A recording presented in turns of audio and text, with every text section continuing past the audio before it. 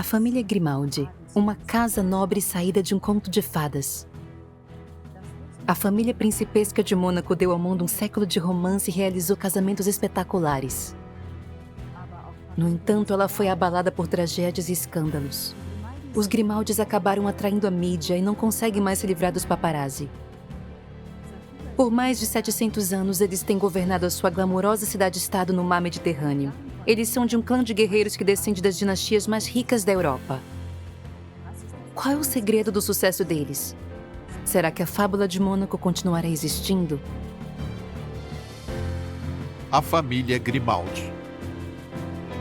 As responsabilidades da nobreza, um filme de Jean-Christophe Caron.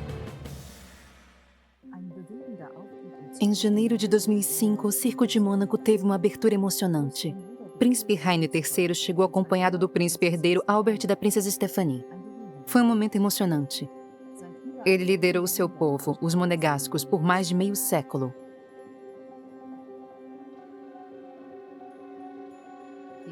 Nessa ocasião, o príncipe eterno estava enfrentando uma doença terminal, além de outros reveses do destino. Ver um amigo de infância sofrendo daquela forma, eu lamento que a reta final de sua vida seja assim tão terrível, com essa doença grave e os já sabidos problemas com a sua filha, que não cumpriu com o que se esperava dela. Tenho a impressão de que a alma dele sofreu no fim de sua vida. Ele também nunca superou a perda de sua esposa. Isso me toca profundamente.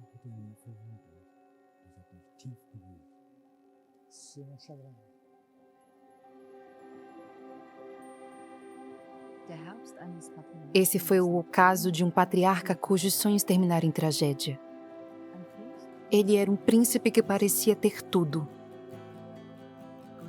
Grace Kelly foi a princesa glamurosa que deu a ele lindas princesas e um príncipe herdeiro. A família principesca do Mediterrâneo era a queridinha dos fotógrafos e o sonho de toda a população. Tudo começou aqui no início da década de 50. O Principado Mediterrâneo ficou afastado dos grandes desdobramentos da Segunda Guerra Mundial. Não havia turistas por aqui e o milagre econômico ainda não havia ocorrido. Em 1952, um multimilionário veio morar na costa de Mônaco. O magnata grego da marinha mercante Aristóteles Onassis. Ele e o príncipe Rainer tornaram-se amigos e parceiros de negócios. Onassis sabia que Mônaco não carecia apenas de dinheiro, mas também de um aspecto atrativo. O Principado de Grimaldi precisava de uma princesa à altura. Onassis disse que uma estrela de Hollywood como Marilyn Monroe seria perfeita. Mas as estrelas norte-americanas não frequentavam a Mônaco dos anos 50. Porém, elas frequentavam o Festival de Cannes, na França, a 60 quilômetros dali. Em 1955, uma ganhadora do Oscar entrou em cena. Grace Kelly, amada pelo seu charme, elegância e sua sutil sensualidade da década de 50. Pressentindo que hoje você verá uma das maiores belezas da Riviera, e estou falando dos fogos. Foi o que imaginei. Mas você estava olhando para o meu colar. Durante o Festival de Cannes, a artista se hospedou no Hotel Carlton. Se apenas a rainha de Hollywood tivesse sido convencida a visitar o príncipe Grimaldi de Mônaco, isso seria algo digno dos contos de fadas. E sem falar nas capas dos tabloides. Um repórter de uma revista francesa deu uma mãozinha na busca do príncipe por uma esposa. Um jornalista da Paris Match foi quem organizou tudo. O encontro entre a atriz Grace Kelly, que acabara de chegar em Cannes, e o príncipe Rainier, ainda solteiro. Essa foi a ideia dele.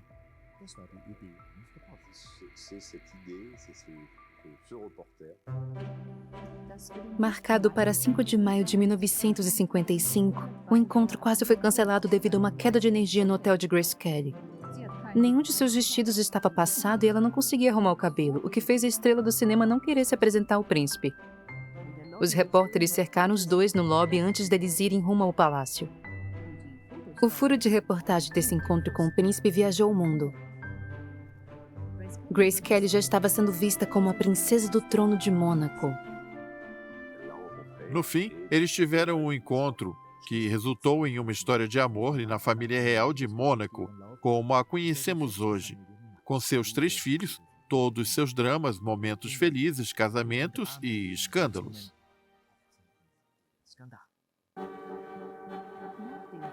Após a sessão de fotos, o príncipe Rainer conquistou Grace Kelly e pediu sua mão em casamento nos Estados Unidos. A atriz disse sim. Para ela, tornar-se uma princesa foi um sonho que virou realidade. Ela deixou seu país em abril de 1956 para se casar em Mônaco. Filmagens até então desconhecidas do arquivo de uma família de donos de indústrias da Alemanha mostram como foi a euforia do casamento. Grace Kelly saiu de Nova York e atracou no porto em um transatlântico. Toda Mônaco estava esperando para recebê-la. A fábrica de sonhos de Hollywood continuou mostrando o que as filmagens amadoras não conseguiram mostrar.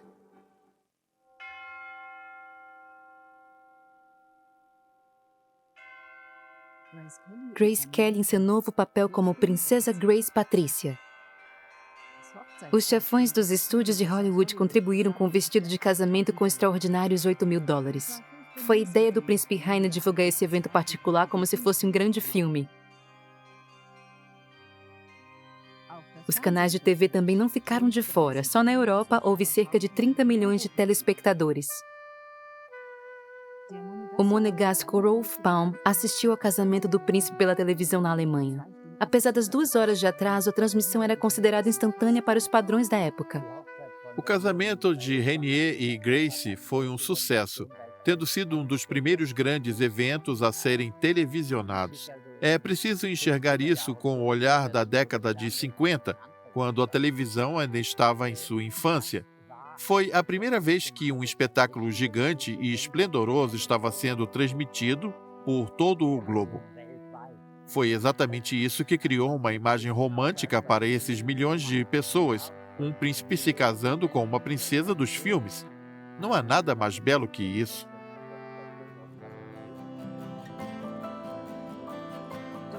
Porém, havia um empecilho para Rainer. Os jornalistas, ricaços e magnatas aceitaram os convites, porém foi a nobreza europeia que se destacou por estar ausente. A família Guelph, parte da nobreza alemã que gerou reis à Alemanha quando Mônaco ainda era um vilarejo de pescadores, também foi convidada para o casamento. Atualmente, com o casamento da princesa Caroline Grimaldi com o príncipe de Guelph Ernest Augustus de Hanover, ambos possuem uma ligação. Entretanto, naquela época, os Grimaldi não eram aceitos nos círculos da velha nobreza. Nossa família não tinha nenhuma ligação com Mônaco ou com o príncipe que estava se casando com uma diva de Hollywood. Algo parecia não cheirar bem e ninguém queria ir. Se Rainier tivesse pedido a mão da filha do então Duque da Baviera em casamento, a reação inicial seria de desdém. Durante séculos, os Grimaldi ocuparam o patamar mais baixo da nobreza europeia com seus duques e reis. Nos seus primórdios, eles eram uma família de negociantes que ofereciam seus serviços como mercenários. Foi somente no século XVIII que eles ascenderam à nobreza. A partir daí, o palácio foi afetado por repetidos escândalos até mesmo durante a infância de Rainer.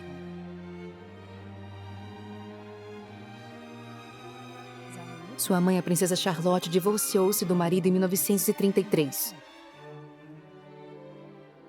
Estas são imagens dos momentos felizes dos pais de Rainer.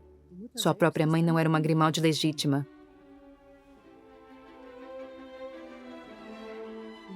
Nos círculos da nobreza europeia, esse era mais um fato desabonador. A Casa Real Alemã de Anhalt tinha muitas críticas quanto à família Grimaldi naquela época. Naquele tempo, ser filha legítima e divorciada eram coisas inconcebíveis e o Palácio de Buckingham ainda não admitia oficialmente o casamento com uma pessoa divorciada. Se esse fosse o caso, ainda hoje a rainha e o duque de Edimburgo estariam vivendo sozinhos dentro do Palácio de Buckingham.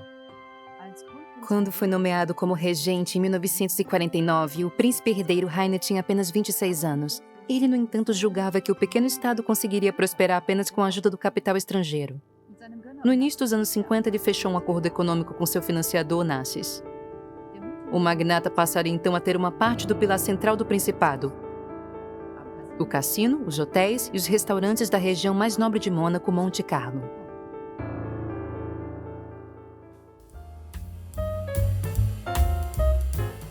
Mas foi somente com a chegada de Grace Kelly que veio o glamour. A atriz vencedora do Oscar e o Príncipe Europeu, um conto de fadas da vida real do qual todos queriam fazer parte. O coeficiente Grace atraiu os artistas norte-americanos a Mônaco. Aqui está Frank Sinatra visitando a família principesca.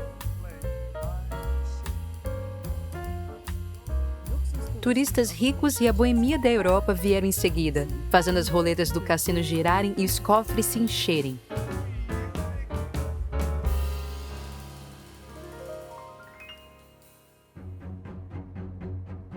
Ainda hoje, o Principado dos Grimaldi preserva a imagem de um país moderno e exuberante.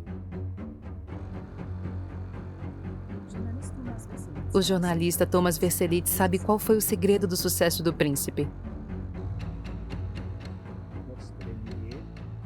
O príncipe Renier foi o primeiro a perceber que, nos anos 50, a imprensa e a nova mídia possuíam um grande poder. Tendo isso em vista, ele fez um projeto bastante inteligente e sofisticado. Mônaco é, na verdade, um produto de marketing. Ela é o fruto desse investimento sagaz.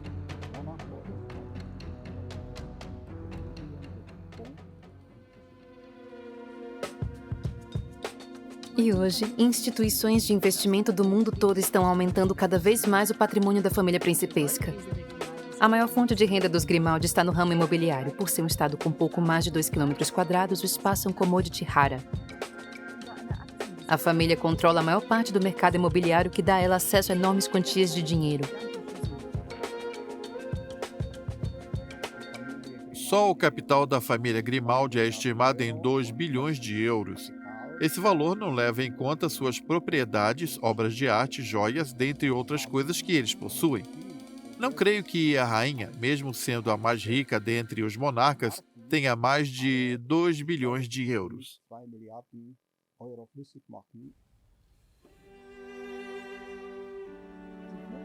A princesa se dedicava a trabalhos de caridade. Ela compartilhava as riquezas da família com as pessoas necessitadas. Grace Kelly foi o que em outros países seria chamado de uma ministra de questões sociais ou da saúde.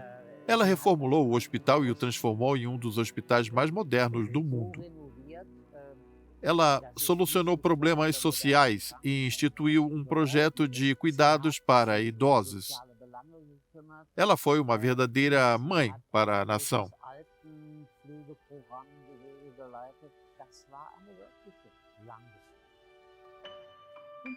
A mãe da nação logo geraria uma filha para seu príncipe. A princesa Caroline, que nasceu em 23 de janeiro de 1957.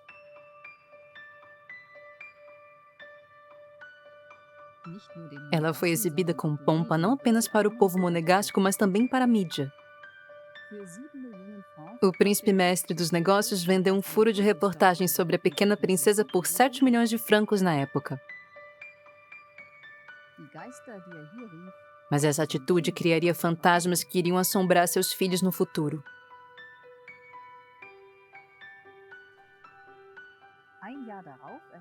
Um ano depois, o recém-nascido príncipe Albert seria recebido com uma salva de 101 tiros. Pouco após o seu nascimento, Rainer deixou claro que sua primogênita Caroline não seria a herdeira do trono, mas sim seu filho homem.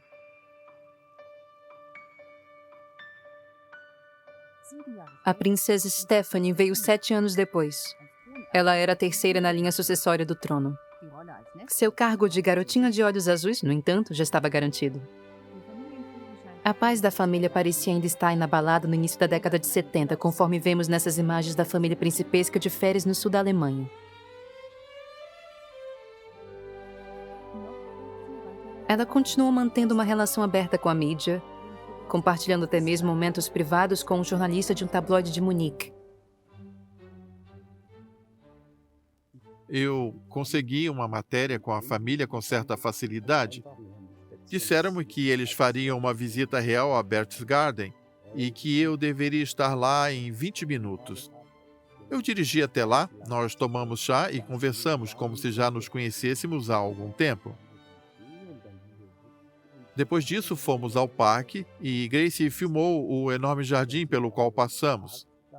Caroline e Albert já estavam bem grandes naquela época, porém eles ainda eram crianças. Stephanie era a menor dentre eles. Eles eram um casal adorável. Eles estavam adorando as férias. No centro de tudo estava Grace, como uma figura materna bastante amorosa. Mas a postura descontraída de Grace não duraria por muito tempo.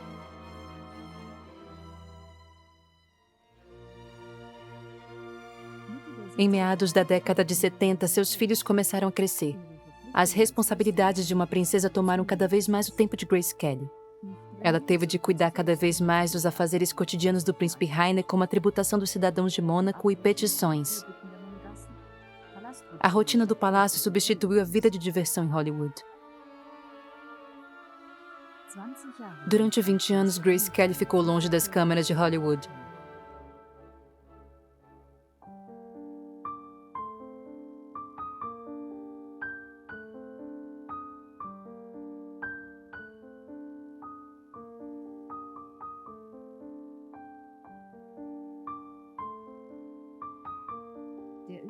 O cinegrafista australiano Carl Colfer percebeu na época que ela não tinha desistido de sua carreira no cinema sem relutar. É óbvio que ela ainda recebia muitas ofertas, porém o povo estava convicto de que ela era uma princesa, uma governante. Uma governante, por assim dizer, não podia beijar outro homem. É algo que poderia acontecer nos filmes e ninguém queria isso. Seria isso, ou algum papel de princesa, pelo fato dela estar tão acostumada a exercer esse papel.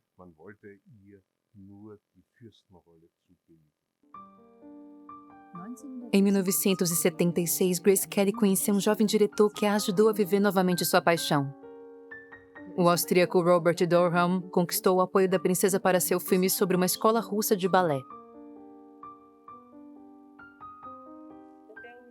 O filme que vocês verão é sobre as crianças da rua do teatro em Leningrado. O diretor Durham testemunhou a transformação da princesa diante das câmeras, de Princesa Grace Patrícia a atriz Grace Kelly mais uma vez. Quando estávamos gravando, eu naturalmente fiquei tenso e disse: Sua Alteza, é difícil para mim dizer. E ela falou: me chame de Grace. E eu respondi: eu não posso dizer Grace, repita a cena. Isso não seria adequado. Porém, ela disse: por favor, será mais fácil para mim e para todos nós enquanto estamos trabalhando, pois aqui eu não sou a princesa, mas sim uma atriz. Ela recuperou sua vontade de atuar.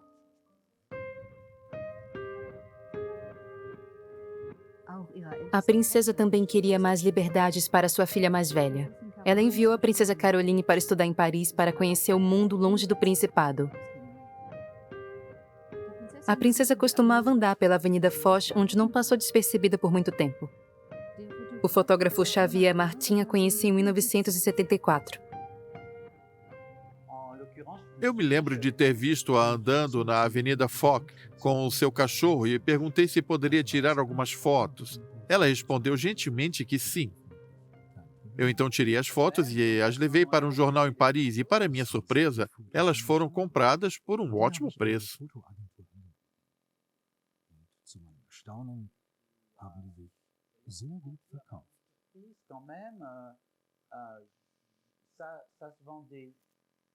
Os dois tinham quase a mesma idade e se tornaram amigos. Martin podia sentir o desejo por liberdade da princesa.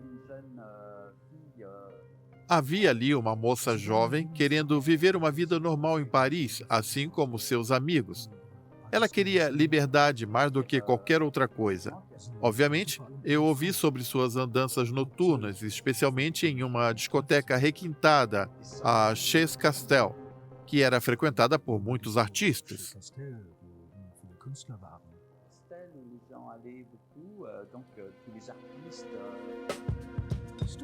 A jovem princesa estava dando o que falar. Os paparazzi começaram a acompanhar seus passos à noite, sem falar no romance da princesa com o playboy parisiense Philippe Junot.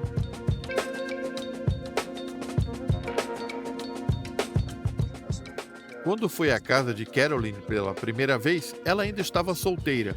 Porém, Junot chegou de repente junto com ele os paparazzi.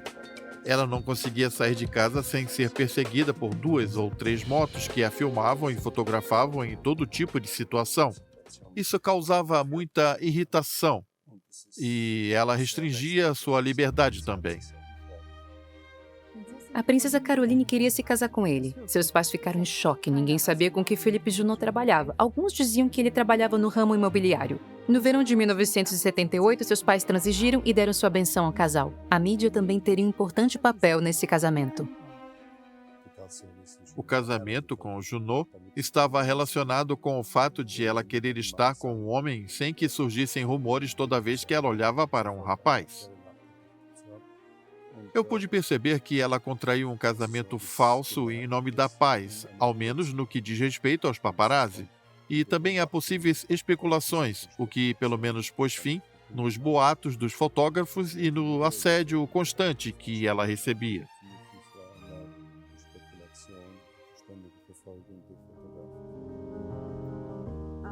No entanto, a esperança que a princesa Caroline tinha de que o casamento seria um abrigo contra os paparazzi não se tornou realidade. O próprio Junot sabotou seu novo casamento durante a lua de mel deles nos mares do sul. Ela fez negociatas envolvendo Caroline em segredo. O que aconteceu durante a lua de mel foi que ele organizou os paparazzi e agiu por conta própria sem que ela soubesse nada a respeito. Talvez esse foi o momento mais traumatizante que ela já enfrentou. Após uma discussão, o casal se separou. Por ser católico, o príncipe buscou a anulação do Vaticano. Rachaduras começaram a surgir no mundo perfeito da família real.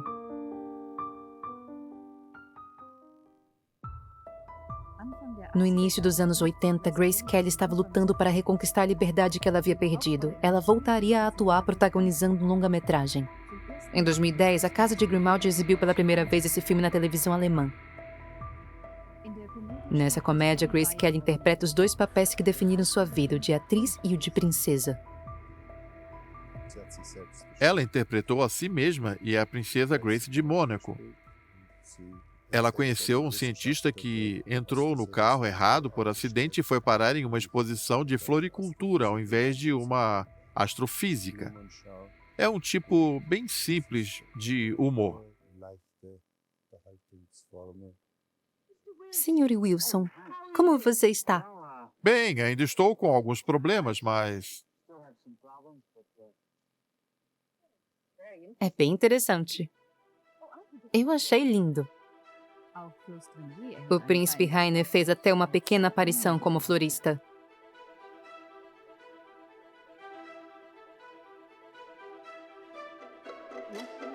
Inicialmente, essa comédia seria exibida exclusivamente ao povo de Mônaco em um evento de gala. Porém, esse filme seria um novo começo. A princesa queria estar preparada para um retorno.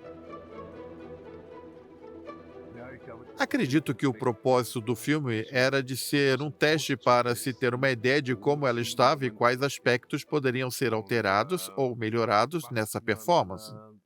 Essa performance precisava ser algo fenomenal.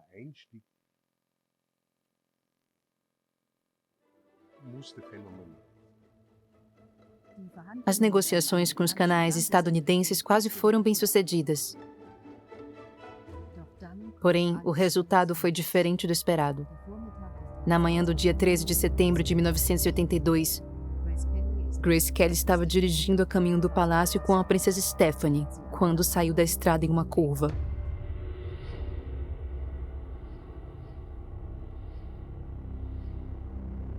O carro tombou, despencando por 40 metros. O povo de Mônaco sofreu com a incerteza de não ter notícias sobre o que havia ocorrido com a princesa e sua filha de 17 anos. Foi como se a cidade inteira estivesse de luto. Tudo estava estranhamente silencioso e ligeiramente melancólico.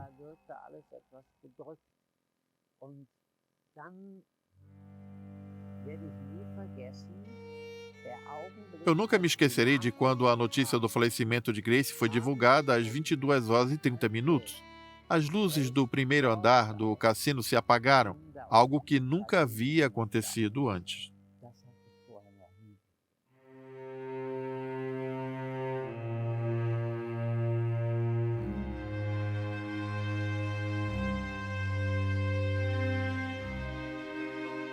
Principado, com todos os seus hotéis palacianos, boates e restaurantes de luxo, ficou paralisado com o breve anúncio que foi dado na noite de terça-feira. Sua Alteza, a Princesa Grace, morreu de hemorragia cerebral. Tudo mudou a partir daí. Tudo estava diferente e jamais voltaria a ser como antes.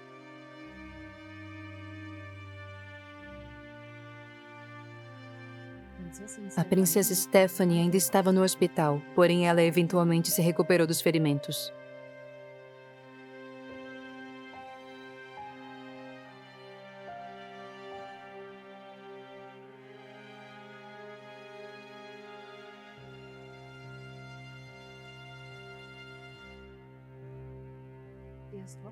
A jovem princesa foi vista em público somente algumas semanas depois em uma cerimônia em homenagem à sua mãe.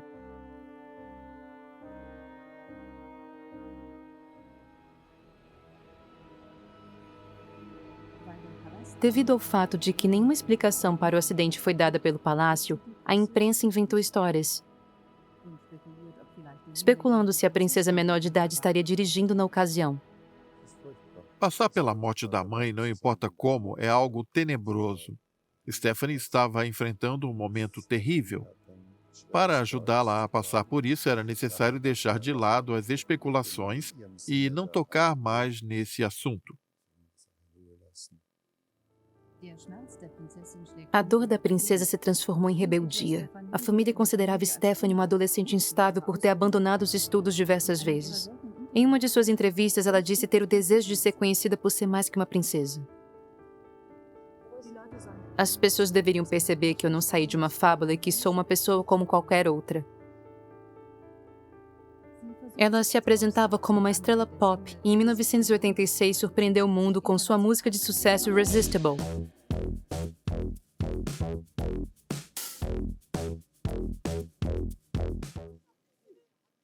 Os fotógrafos passaram a acompanhá-la constantemente, como podemos ver aqui nos estúdios da WDR em Colônia. Os paparazzi ficavam em seu encalço até mesmo no Principado. O príncipe Hubert von Hohenlohe, seu amigo de infância, testemunhou em primeira mão a pressão da mídia sobre a princesa Stephanie. Eu a visitei algumas vezes e percebi que, a todo momento, havia em algum lugar câmeras com lentes enormes tentando tirar fotos dela de longe. Fosse quando estávamos em um barco, almoçando, ou fazendo o que quer que fosse. Você sente que está sendo observado o tempo todo? É como se as câmeras do Big Brother estivessem apontadas para você e você não tivesse liberdade de agir.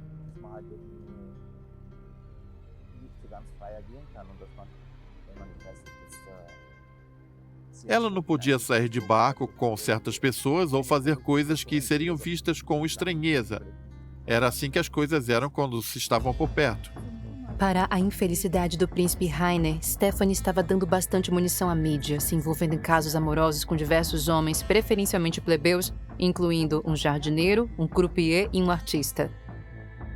Em 1995, ela se casou com um guarda-costas, filho de um vendedor de peixe. Capas falando sobre as roupas extravagantes da princesa e seus romances ajudavam os tabloides europeus a conseguirem mais leitores. A princesa Stephanie passou a achar a atenção que recebia e seus deveres na nobreza insuportáveis. Ela havia nascido em uma família real e não tinha vontade de ser uma estrela da música ou do cinema. Ela pensava, meu Deus, como é horrível aguentar esses fotógrafos e ter que ficar acenando na sacada para o povo. Não sei se Stephanie conseguiu hoje o que estava buscando. No início ela fracassou, apesar das tentativas, mas eu acredito que hoje ela conseguiu encontrar um equilíbrio. A princesa Stephanie acabou sendo a única integrante da família Grimaldi a ter uma vida de classe média. Tendo sido aluna de Christian Dior, ela conseguiu criar marcas de sucesso na moda. Ela também conseguiu arrecadar milhões com sua carreira musical. O príncipe herdeiro Albert estava sempre presente ao lado de suas irmãs. Ele também aproveitou os privilégios da sua vida, mas, por sua vez, buscando desafios em diversos esportes. Eu gosto de desafios, especialmente aqueles que exigem que eu me supere.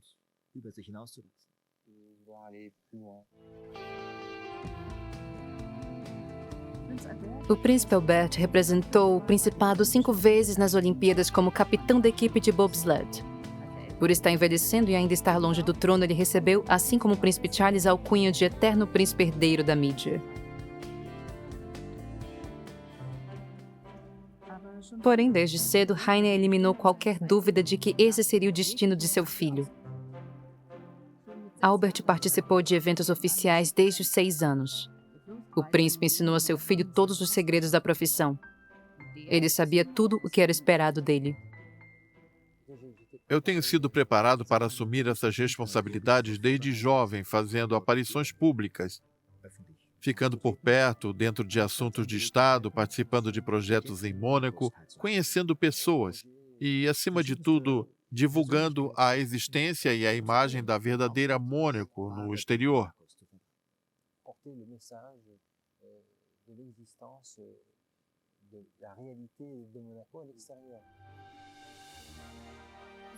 Isso fez de Albert, na prática, o ministro de Relações Estrangeiras de Mônaco. Ele se aproximou dos países de terceiro mundo, estabelecendo laços diplomáticos e econômicos. No final da década de 80, houve pistas de que havia um conflito de poderes dentro da casa de Grimald. Havia uma disputa entre os irmãos quanto à sucessão do trono, visto que a princesa Caroline havia assumido diversas responsabilidades após a morte de sua mãe. Ela falou sobre esse assunto em uma entrevista. Eu defino o papel de uma princesa da seguinte forma. É um título como qualquer outro e cujo trabalho é manter uma tradição de mais de 700 anos.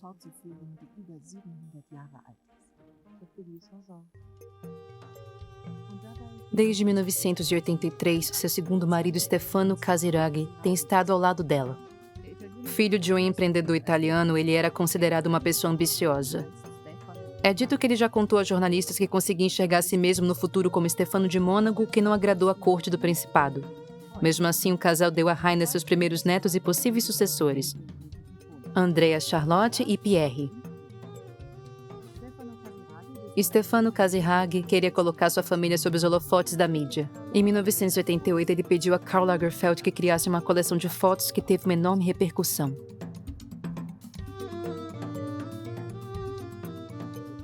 Essa coleção foi orquestrada de maneira magistral por Lagerfeld. Carolina se apresentava evidentemente como uma princesa. Havia pompa e roupas exuberantes, como seu vestido de gala. Isso foi interpretado como um sinal claro de que Caroline adotou uma postura de ataque. Como vimos, o príncipe se sentiu traído por isso e considerou que até mesmo em deserdar Caroline.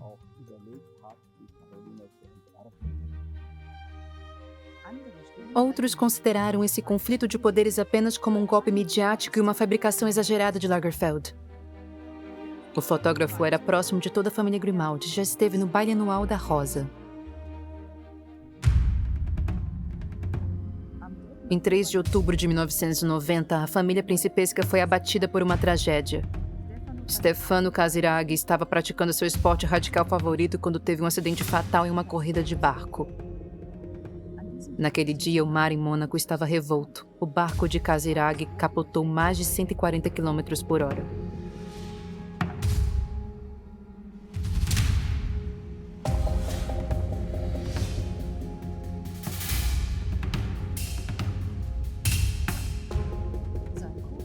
Seu copiloto foi resgatado, porém a ajuda havia chegado tarde demais para ele.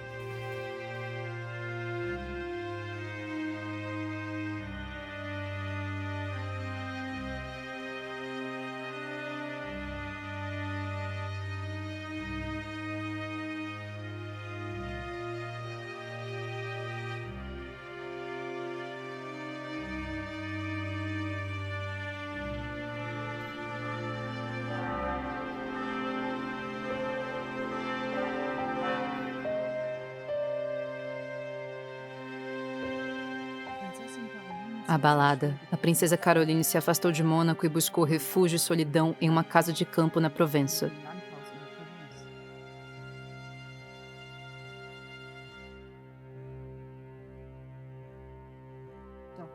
Entretanto, no verão de 1993, os paparazzi partiram em busca do refúgio da princesa. Foram tiradas fotos dos filhos que ela teve com Kazirag e surgiram especulação sobre um novo relacionamento. A princesa ficou horrorizada. Desde então, a princesa Caroline tem feito inúmeras reclamações a revistas da Europa. Ela também já recorreu à Corte Europeia de Direitos Humanos.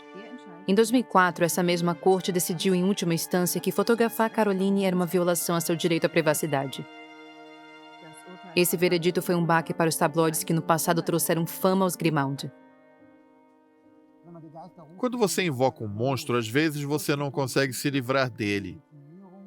O Principado buscou legitimidade por meio da mídia. Renier trabalhou ao lado deles. Foi ele quem invocou esse monstro. Até onde ele sabia, ele havia se livrado da mídia, porém ela continuou espreitando seus filhos. A mídia estava sempre por perto. Em 1996, o repórter social Michel Greter soube do novo relacionamento da princesa Caroline com o príncipe da Guelph Ernest Augustus de Hanover, a sensação. Ele era popular por pertencer à alta nobreza alemã e era uma figura mais popular ainda nos jornais de toda a Europa. Esse foi o maior furo de reportagem a cair nas mãos de um repórter social.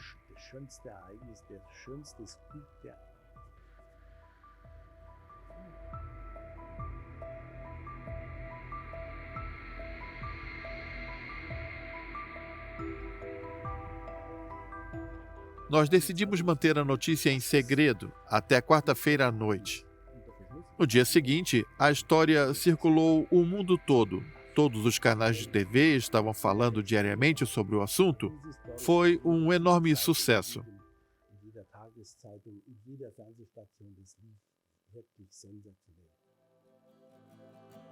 Pouco tempo depois, tivemos o casamento de um Guelph e uma Grimaldi. Foi a notícia do ano para os tabloides. A nobreza europeia, entretanto, ficou indiferente quanto a essa união. A relação do meu irmão com Caroline devia ter acontecido 20 anos antes do que de fato aconteceu.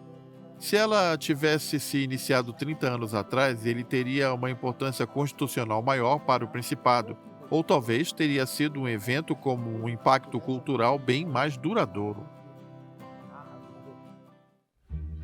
O príncipe Heine, por sua vez, viu um sonho de longa data sendo realizado. A união da dinastia Grimaldi com a nobreza do Velho Mundo, a mesma que não quis agraciá-lo com sua presença no dia do seu casamento com Grace Kelly. Ao todo, as propriedades da família Guelph na Europa somam cerca de 30 vezes o tamanho do Principado de Mônaco. No século XIX, os Guelph eram responsáveis por fornecer reis à Alemanha. De acordo com a lei da aristocracia, Caroline era agora a princesa de Hanover e, com isso, a única Grimaldi com o título de Alteza Real. Mas dessa vez não houve um casamento de contos de fadas como o de Grace e Heine. A cerimônia e a recepção foram feitas quase em segredo. Apenas uma foto foi divulgada por eles para ser publicada nas revistas. De agora em diante, o casal permitia filmagens apenas em aparições públicas. Alexandra Charlotte, filha do casal, acabaria tendo uma infância solitária. O príncipe de Guelph ganharia notoriedade por defender de maneira ferrenha sua privacidade de repórteres curiosos. Em seguida, em 15 de abril de 2005, a família Grimaldi passou por um momento de virada. Após mais de 56 anos no trono, o príncipe Heine morreu. Desta vez, as famílias reais da Europa, incluindo o rei e a rainha da Suécia e o rei Juan Carlos da Espanha, foram prestar suas últimas homenagens ao príncipe. Heine III morreu tendo muitas preocupações quanto ao futuro de sua dinastia. Seu sucessor, Albert, não cumpriu um dos maiores desejos de seu pai, o de se casar com uma princesa por seu país. Por muitos anos, Albert aproveitou a vida de um príncipe boêmio, sendo visto acompanhado de algumas beldades e tendo 2 filhos ilegítimos. Todas as suas companheiras femininas atraíram muita atenção da mídia e também de Mônaco. Quando Albert era visto 2 vezes com a mesma mulher, imediatamente se acreditava em uma fagulha de esperança. Havia também encontros em cerimônias nas quais ele estava sentado ao lado de alguém durante algum tempo e que gerava rumores. Todos estavam à espera de um casamento espetacular.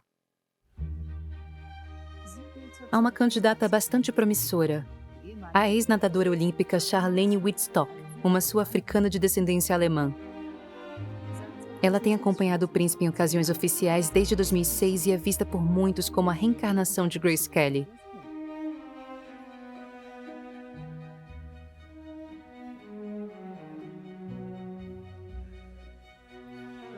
Se o príncipe não se casar e não gerar herdeiros legítimos, teremos muito caos nos momentos da sucessão. Os primeiros nesta linha seriam os 2 filhos mais velhos da princesa Caroline, Charlotte e Andrea Casiraghi. Entretanto, sendo filhos de um plebeu, primeiro eles precisam ascender à nobreza. A filha de Caroline com Ernest August, no entanto, parece ter sido destinada a ocupar o trono. Em 2010, a mídia especulou sobre problemas no casamento de seus pais. Desde o verão de 2009, a princesa Caroline tem sido frequentemente vista em público sem o príncipe de Guelph, alimentando ainda mais os rumores. Os filhos de Stephanie são raramente vistos e Albert só possui filhos ilegítimos. O máximo que chegamos a ver são os filhos mais velhos de Caroline, Andrea e Charlotte. Parece que Caroline já está preparando seus filhos para o trono. Vemos sinais inequívocos disso em eventos públicos em Mônaco, como no Baile da Rosa, onde seus filhos estão sempre presentes. Eles já assumiram seus papéis de futuros príncipe e princesa.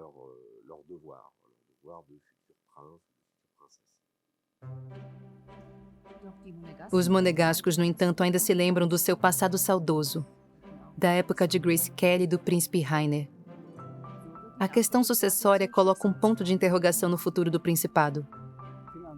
Tudo está bem no aspecto financeiro, porém o conto de fadas está se encerrando. Isso significa que após 700 anos a modernidade finalmente chegou ao Mônaco, que vai deixar de ser uma terra de fantasia para se tornar uma rede fornecedora de festas, recepções e buffets sem nenhum conto de fadas. Mas Mônaco não precisa de fábulas. O maior casamento do país começou como uma mistura divertida de tradições nobres com o glamour da Hollywood moderna. No passado, o glamour de Grace de Mônaco atraiu estrelas, investidores e magnatas a este minúsculo estado. Para que a história de sucesso dessa dinastia se estenda pelo século XXI, a família Grimaldi claramente precisa de novo e sofisticado espetáculo. Só então a fábula poderá prosperar e os sonhos poderão existir.